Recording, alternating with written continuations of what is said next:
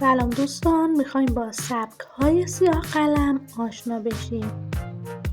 تا انتهای این ویدیو با ما همراه باشید. لایک و سابسکرایب هم فراموش نشه لطفاً.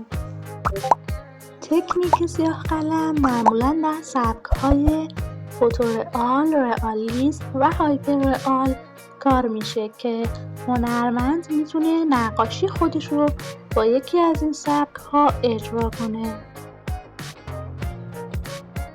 سبک رئالیسم در هنر نقاشی رئالیسم به معنای نمایش اشیا و موضوعات به صورت طبیعی هستش، به گونه‌ای که نقاش تخیل و ابتکار خودش رو در نحوه پیاده کردن اون موضوع دخالت نده و هر موضوع به همان گونه‌ای که در دنیای خارج دیده میشه در نقاشی به نمایش در میاد.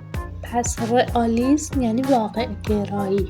و اما سبک فوتورئال همون گونه که از اسمش پیداست با نوعی واقع نمایی اغراق‌آمیز روبرو هستیم که هنرمندان این سبک می‌کوشند تا در بازنمایی عینی موضوعات با دوربین عکاسی به رقابت بپردازن و نقاشی مشابه همون عکس، یعنی حتی اگه اون عکس کیفیت پایینی هم داشته باشه.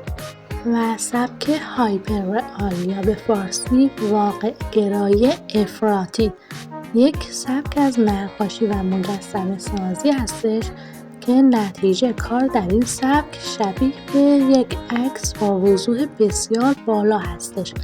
نقاشی مو به مو دقیقاً شبیه مدل و با اجرای جزئیات بسیار ریز.